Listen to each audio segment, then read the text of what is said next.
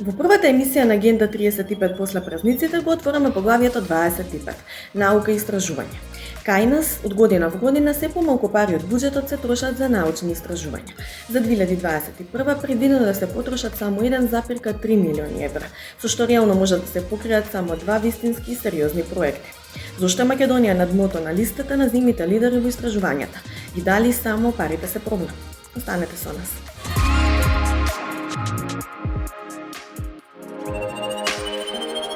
Во Агенда 35 ке гледате. Само десетина од предвиденото се вложува во областа на науката и истражувањата. Ако целта е да се достигнат инвестиции од 3% од бруто домашниот производ, кај на злани за оваа намена биле одвоени само 0,4%. Разговор со професорот од Институтот по хемија Виктор Стефов. Кои се најголемите слабости кај нас и што треба владата да преземе за подобрување на состојбите во оваа важна гранка за целокупен развој на државата? Интервју со Коста Петров, директор на Фондот за иновации и технолошки развој. Останете со нас.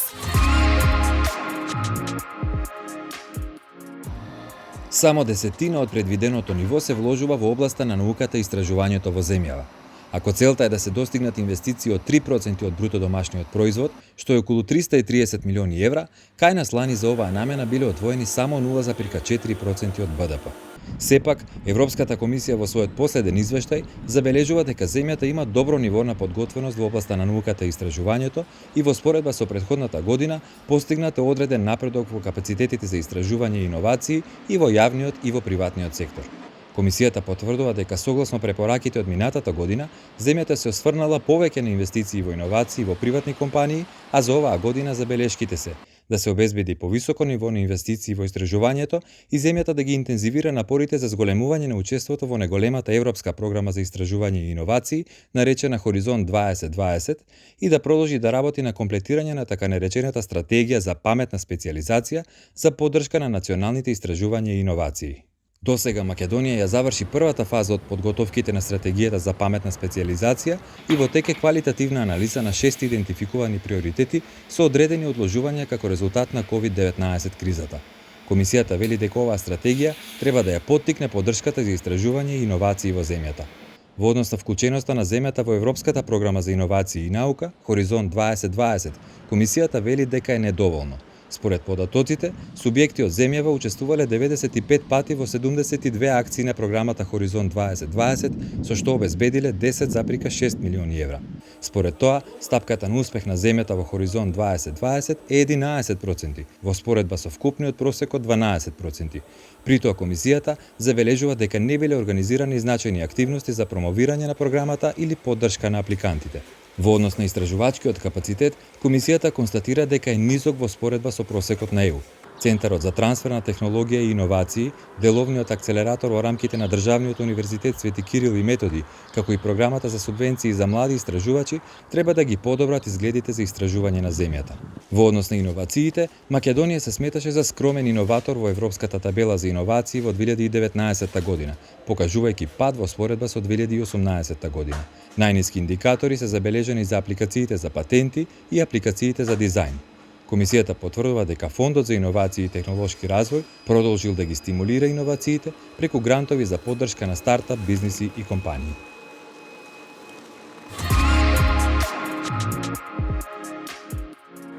Научно-истражувачката дејност во земјава со години наназад е втурната на маргините и оставена да живурка со минимална домашна финансиска поддршка. Според анализата на независниот академски синдикат, во периодот од 2014 до 2018 година, вкупните трошоци за истражување и развој во континуитет се намалуваат, односно од 0,51% сведени се на 0,35% од БДП, што ја става земјава на дното на Европа. За споредба, Словенија вложува 2% од БДП за научни истражувања. Слична е состојбата и во 2021 година. Во програмата за научно-истражувачка дејност одвоени 7,3 милиони евра. Овие средства, кои треба да се распределат во 14 подпрограми, се доволни за 2 квалитетни истражувачки проекти, смета професорот од Институтот по хемија Виктор Стефов. Тој потсетува дека државата 10 години нема распишано конкурс за национални истражувачки проекти.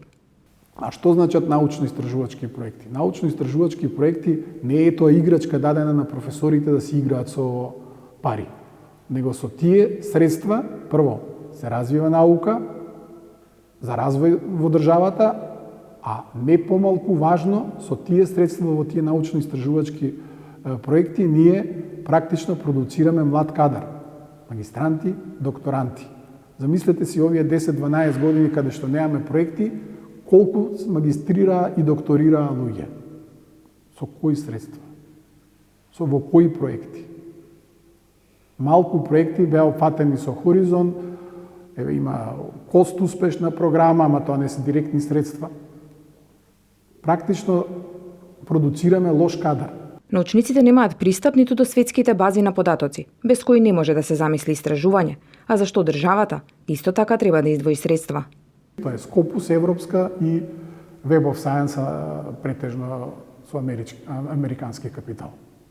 Значи, не се големи сумите. Што е за една држава да даде 100-150 евра на ниво на цела држава да се дада таа база? Кога ние даваме 40 милиони денари за наши студенти да идат во странство, да студираат, од кој најголем дел, најголем дел не се враќаат. Значи, абсурдот е многу голем во многу области.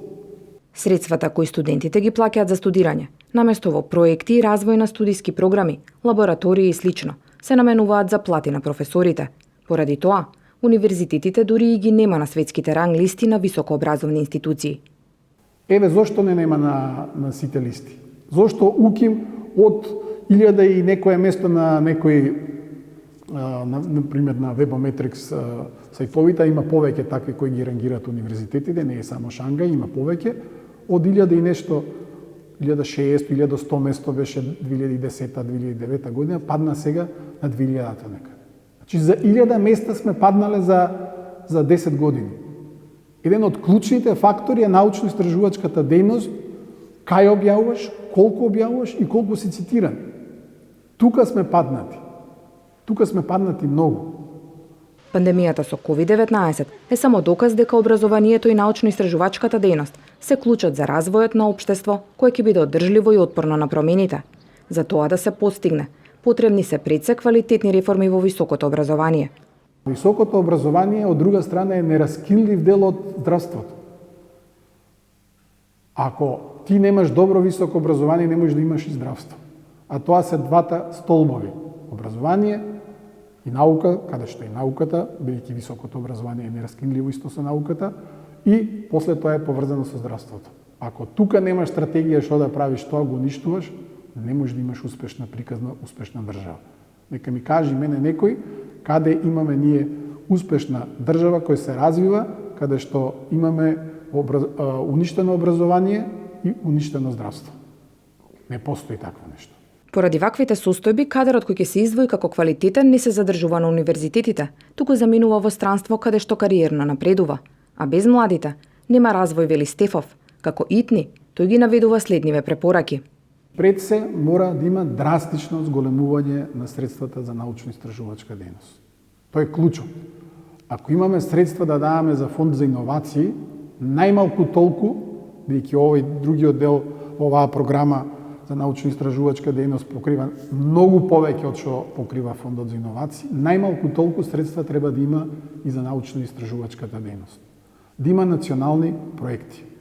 Министерството да размисли, а тоа се политиките на ЕУ, да се формираат центри на извонредност. Неколку центри на извонредност од сите области, каде што ќе бидат опфатени, дури може и технички и природни науки во некој дел да се спојат, целно да работат за научно-истражувачката дејност. За успешно спроведување на овие препораки, доколку државата сака да биде перцепирана како сериозен партнер, треба да има и континуитет во научната политика. Во незиното креирање треба да бидат вклучени не само министерствата, туку и универзитетите, Македонската академија на науките и уметностите и бизнис секторот.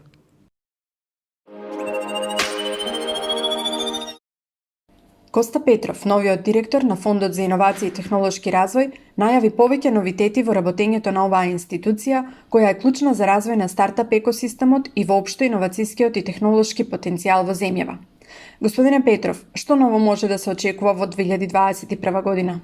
Навистина, резултатите на ФИТР во последните 5 години се импресивни, 559 компании поддржани, тоа се иновации од кои што има бенефит и приватниот сектор и државата. Меѓутоа, како нов директор со нова визија, веќе направивме доста промени поврзани со работата на фондот. Тие промени ги ставивме во годишната и среднорочната програма. Продолжуваме со дел од активностите што до сега ги правевме, меѓутоа мојата визија и визијата на тимот на фондот тука е ние да бидеме двигател на еден начин на трансформацијата на македонската економија. Како човек што доаѓа од приватниот сектор, знам дека во моментов најголемата моќ за некаква позитивна промена во нашата земја и економски и на брендирање на земјата и така натаму лежи во стартапите.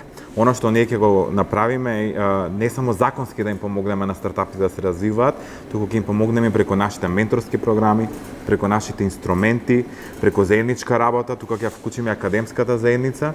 На еден начин фондот ќе биде партнер на сите кои што веруваат дека иновациите се клучот за развојот на една земја. За прв пат во работата на фондот внесуваме еден посебен столб за стартапите. Веќе неодамна формиравме стартап совет, кој што во следните 90 дена ќе подготви документ за потребни законски измени за развивање на македонскиот стартап екосистем. Тука имаме и други иницијативи како стартап амбасадори, стартап самит, стартап награди и така натаму. Меѓутоа, оно што сметам дека е клучно прво да се направи е да се сменат феудалните закони. Не може една земја да се позиционира како регионален стартап хаб, а тоа е мојата визија и визијата на владата на Република Северна Македонија со постоечкиве закони. Ние мораме да ги промениме овие закони, да создадеме клима за развивање на иновации. Бидејќи повторно ќе кажам, не се само средствата проблем за развивање на иновативна идеја за еден стартап. Треба и законските измени, односно регулативата, да овозможи тоа да се направи. Да, ние ќе продолжиме со нашите инструменти, ќе продолжиме со грантовите, меѓутоа ќе продолжиме со едукација, со мрежување, да се развие идеја која што утре ќе може брзо да се имплементира, која што ќе има брзи резултати. Помина времето на еден начин да креираме MVP верзија, што некаде ќе стои, е супер идеја. Не. Единствен начин за ние да бидеме различни од другите земји е да понудиме нешто различно и нешто иновативно. Ние немаме диаманти, ние немаме нафта, ние немаме газ. Единствено нешто што ќе не направи различни и во регионот и во Европа е тоа што ќе овозможиме брз развој на иновацијски идеи. А тоа ќе го направиме и преку финансиска поддршка, и преку законски измени и се разбира партнерства со главните ченители. Иновациите во светски рамки најчесто се резултат на успешен спој на храбри предприемачи, академско знаење, инвестициски фондови и така натаму. Како во нашата земја да се покрене овој ланец на соработка кој ќе резултира со квалитетни иновации?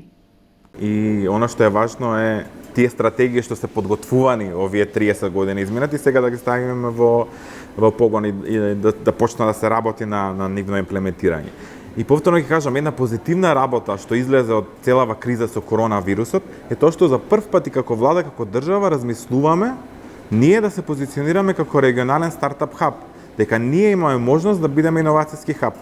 Се разбира, потребни се многу работи за да стигнеме до таму, меѓутоа времето на праќање стратегии за како ќе изгледа нешто од 2030, 2040, па тие некои акцијски планови што пак на крај завршуваат во фиока, е завршено. Нашата стратегија, нашата визија е да бидеме регионален стартап иновацијски хаб. И сега ги преземаме сите чекори за тоа да се случи, ќе биде долготраен процес. Што конкретно се подразбира под регионален стартап хаб? Кога ќе кажам регионален иновацијски стартап хаб, тоа значи дека земја каде што лесно се отвара компанија, каде што има лесен пристап на финансии, каде што македонските умови развиваат продукти, меѓутоа и привлекува умови од странство, од регионот да дојдат тука и да ги реализираат своите идеи. Ние сега за прв пат работиме на пример на стратегија за привлекување на дигитални номади. Луѓе кои што се некаде вработени, работат од дома, ги каниме, дојдете, работете од Македонија. Зошто е тоа добро? Не само што економски ќе предонесат, бидејќи ќе знаемуваат станови, ќе трошат пари тука и така натаму, тука ќе ни помогнат и на нас и на нашите стартапи да се доразвијат. И ова е многу важно. Бидејќи за да бидеш регионален хаб, регулативата е едно, аксес до финансија е второ, меѓутоа мора да развиеме добра мрежа. Она што е интересно, во моментов без никаква поддршка од државата ние имаме стартап екосистем што се развил, а државата реални да бидеме не била вклучена стратешки во процесите на развој на тој екосистем. Сега замислете кога активно ќе се вклучи државата, а не изборам тука дека само финансиски, многу поважна е регулативата, тогаш на вистина ќе видиме ефект што ќе се доплира 100, 200, 300%. Тоа од нас го бара стартап заедницата, тоа од нас го заслужува стартап заедницата и тоа од нас ќе го добие стартап заедницата. Соработката на стартап компаниите со корпоративниот сектор во земјава е на ниско ниво. Дали фондот можеби ќе се вклучи во поврзување на овие два сектори? За прв пат и следната година, во 2021 година, имаме цел еден сегмент кој што се фокусира на корпоративна иновативност. Да бидеме реални, да бидеме отворени. Не може само државата да финансира иновативност. Имаме и застарен банкарски систем. Еден иновативен ум да добие финансирање денеска и да иде во банка, банката најверојатно ќе му каже: дечко, девојко, извини, немаш колатерал да ставиш за кредитот, не можеме ова да го финансираме. Во моментов во фондот најлесно се добиваат средства за реализирање на некаква иновација, за продукт, стартап и така натаму. Кога ќе се вклучи тука корпоративниот сектор, ефектот ќе биде многу поголем. Зошто? Затоа што имаме кај нас огромни компании и во кризава која што прават неверојатен профит, ако дел од тие средства го дадат за развивање на стартап и на продукт, не само што ќе го поддржат македонскиот стартап екосистем, туку ќе внесат иновации кај нив.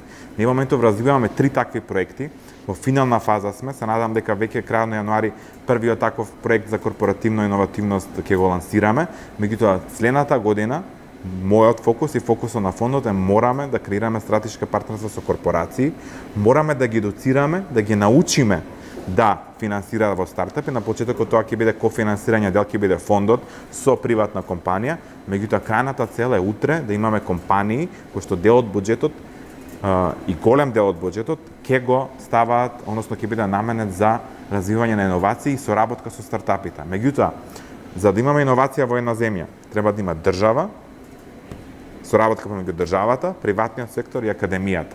Бидејќи државата има средства за иновации. Повеќето од тие средства никогаш не се реализирани, бидејќи самото министерство, самата институција нема механизми, нема можност да ги реализира. Мојата цел, и на тоа веќе работиме и разговараме со повеќе институции, е ние да ги менаџираме тие средства. Односно, ако има потреба од некакво технолошко решение во одредена институција, ние преку нашите инструменти да ги да организираме повик, предизвик или било што каде што стартапи ќе развиваат некакво технолошко решение за таа институција. Не мора работи да идат преку тендери. Може да идат преку предизвици, преку хакатони и навистина стартапите не само што ќе бидат средства да развијат продукт, туку и директно ќе бидат вклучени во иновацијскиот развој на државата. 10-та година поред компаниите во Европската Унија ги зголемиле инвестициите во истражување и развој, покажува последно објавеното рангирање на ЕУ за инвестиции во индустријско истражување и развој 2020, а кое се однесува за 2019 година. Компаниите од ЕУ инвестирале 5,6% повеќе во истражување и развој во однос на претходната година, а овој раст бил потикнат од преземени активности во автомобилскиот, ИКТ и здравствениот сектор. Компаниите од ЕУ кои се наоѓаат на ранг листата се високо интернационализирани и покажуваат различна технолошко-индустријска силна база. Иако стапката на раст на инвестиции во истражување и развој на компании од ЕУ за 2019 година е зголемена, се уште е пониска од онаа на компаниите од Кина и САД, која изнесува 21%, односно 10,8% со одвет. Во рангирањето на ЕУ за инвестиции во индустријско истражување и развој 2020 биле вклучени 2500 светски компании, најголеми инвеститори во истражување и развој. Од нив најмногу компании или 775 се од САД, потоа 536 од Кина и 421 од Европската Унија. За да ги приближат резултатите од истражувањето до пазарот, 55 истражувачи на почетокот на оваа година беа наградени со вкупно 8,5 милиони евра или 150.000 евра секој преку грант шемата за докажување на концепт на Европскиот истражувачки совет.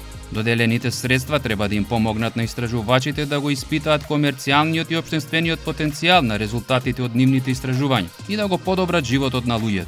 Нов ефтин и многу точен тест за COVID-19, нови лекарства за третирање на слепило, дополнителни подобрувања на технологијата за производство на чиста енергија се само дел од примерите како истражувачите ќе ги употребат доделените грантови. Инаку ова е трет круг грантови за докажување концепт за 2020 година, кој ги има доделено Европскиот истражувачки совет.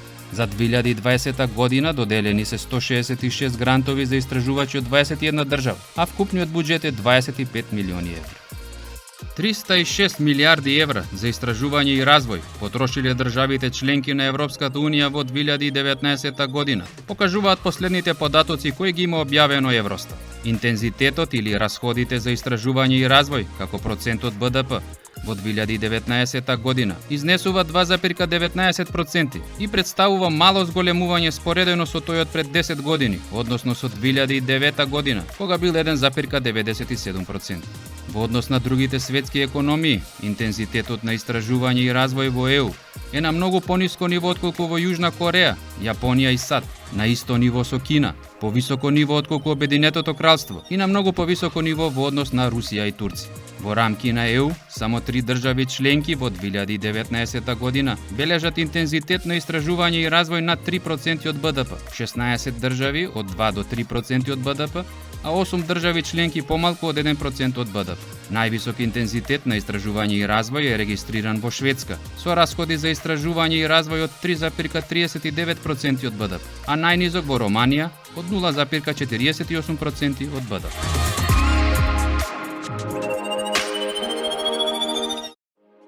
Брз, навремен и координиран одговор во случаите кога се појавува недостаток на просторни капацитети и болници за справување со идни здравствени кризи, било мотивација за еден француско-шпански прекуграничен ЕУ проект да развие мобилна болница. Имено развиена е мобилна болница која може да биде ставена во употреба во рекордно време и да одговори на зголемени потреби од здравствени услуги и нега како резултат на пандемијата со COVID-19. Мобилната болница е единствена од таков тип во Европа и може да биде поставена за 20 минути на било која локација со рамна површина. Се транспортира со камион, а се состои од 5 преносни единици опремени со медицинска опрема и материјали, и во неа може да бидат згрижени 18 пациенти. Тешка е 18 тони, со површина од 70 метри квадратни, со сопствено грејење и ладење. Има сопствени резерви од вода, електрична енергија и кислород. Располага со инфраструктура за сопствена телефонска и безжична мрежа. Од септември 2020 година до сега мобилната болница била поставена, односно искористена во повеќе погранични региони на Франција и Шпанија,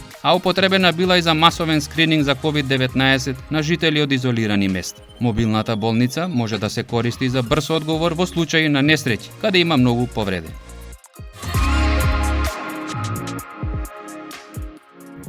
Следната недела поради ракометот повторно се гледаме малку подоцна во 21 часот и 55 минути.